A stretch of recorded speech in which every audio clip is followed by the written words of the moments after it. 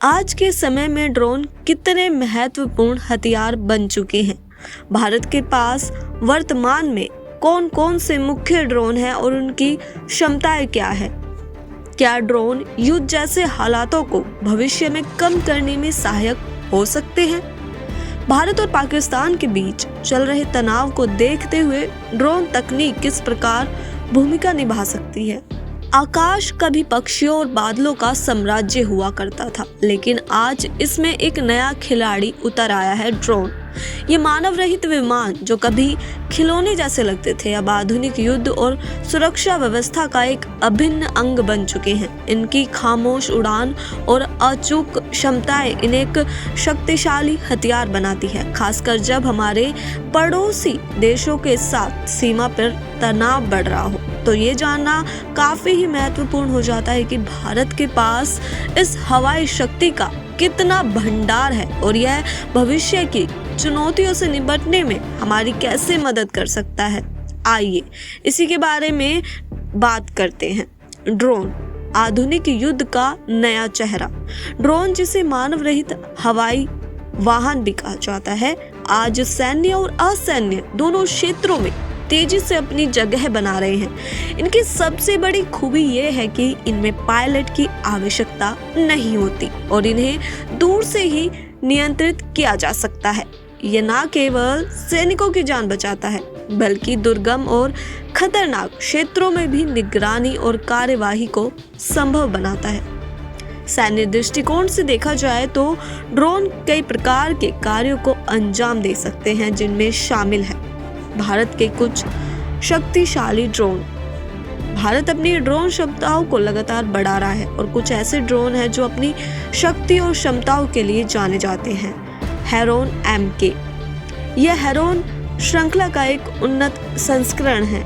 इसकी मारक क्षमता 3000 किलोमीटर तक है और ये 24 घंटे तक उड़ान भर सकता है। इसे उत्तरी सेक्टर में एक फॉरवर्ड बेस पर तैनात किया गया है। यह एक ही उड़ान में चीन और पाकिस्तान दोनों की सीमाओं की निगरानी रखने में सक्षम है। यह उच्च ऊंचाई वाली निगरानी और स्ट्राइक क्षमता प्रदान करता है। हारोप, यह इजराइल एयरोस्पेस इंडस्ट्रीज द्वारा विकसित एक दोहरी भूमिका हथियार प्रणाली है। यह एक स्काउट और स्ट्राइक हथियार दोनों के रूप में कार्य करता है। ये युद्ध क्षेत्रों में मंडरा सकता है और पहचाने गए लक्ष्यों पर सीधे हमला कर सकता है। इसकी परिचालन सीमा 1000 किलोमीटर तक, उड़ान की अवधि 9 घंटे तक है। इसमें इलेक्ट्रो ऑप्टिकल इंफ्रारेड और फॉरवर्ड लुकिंग इंफ्रारेड सेंसर लगे हैं। साथ ही एंटी रडार तकनीक भी है जो इसे उच्च मूल्य वाले लक्ष्य को सटीकता से भेदने में सक्षम बनाती है। घातक, यह रक्षा अनुसंधान एवं विकास संगठन द्वारा विकसित एक स्टेल्थ मानव रहित लड़ाकू हवाई विमान है। ये उच्च स्तरीय युद्ध क्षमताओं के लिए डिजाइन किया गया है और सटीक हमले करने में सक्षम होगा। हालांकि अभी विकास के चरण है, लेकिन इसे भारत की भविष्य की ड्रोन शक्ति के लिए काफी ही महत्वपूर्ण हथियार माना जा रहा है।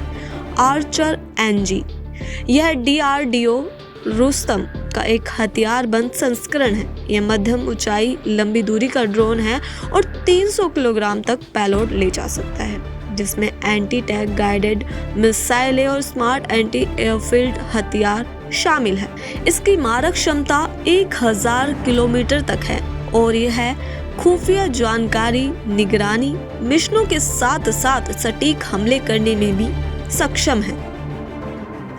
स्काई स्ट्राइकर, कुछ रिपोर्ट्स के अनुसार ऑपरेशन सिंदूर में इस स्वदेशी रूप से निर्मित आत्मघाती ड्रोन का इस्तेमाल किया गया था। इसे बेंगलुरु स्थित अल्फा डिजाइन द्वारा इजराइल के एल्बिट सिस्टम्स के सहयोग से विकसित किया गया है। इसकी मारक क्षमता 100 किलोमीटर है और यह 5 किलोग्राम तक का वारहेड ले जा सकता है।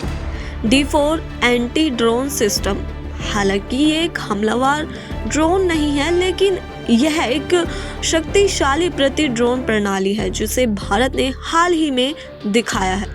यह लेजर आधारित हथियार प्रणाली है जो फिक्स्ड विंग विमान, मिसाइलों और ड्रोन झुंडों को मार गिराने में सक्षम है। मिली रिपोर्ट्स के अनुसार भारत इस क्षमता को हासिल करने वाला दुनिया का चौथा देश बन गया है। ड्रोन तकनीक एक संवेदनशील क्षेत्र है और भारत सरकार द्वारा सभी शक्तिशाली ड्रोन की सटीक संख्या और विशिष्ट क्षमताओं को सार्वजनिक नहीं किया जाता। हालांकि उपलब्ध जानकारी से ये क्लियर है कि भारत के पास निगरानी और हमले दोनों क्षमताओं वाले उन्नत ड्रोन का एक बढ़ता हुआ बेड़ा है, जो देश की सुरक्षा के लिए काफी ही महत्वपूर्ण माना जाता है। भारत और पाकिस्तान, तनाव और ड्रोन की भूमिका। भारत और पाकिस्तान के बीच सीमा विवाद और आतंकवाद जैसे मुद्दों के कारण अक्सर तनाव की स्थिति बनी रहती है। ऐसे में ड्रोन तकनीक कई तरह से महत्वपूर्ण भूमिका निभा सकती है। आखिर में आप लोगों से दो सवाल। भारत को अपनी ड्रोन क्षमताओं को किस तरह से विकसित करना चाहिए ताकि वह अपनी सुरक्षा सुनिश्चित कर सके और क्षेत्रीय शांति में योगदान दे सके। दूसरा, ड्रोन के इस्तेमाल को लेकर अंतर्राष्ट्रीय स्तर पर कैसे नियम और कानून होने चाहिए ताकि इनका दुरुपयोग न हो सके। आप अपनी राय कमेंट के जरिए बता सकते हैं। साथ ही ऐसे ही इन्फॉर्मेशन के लिए बने रहें इंस्टा फीड पर।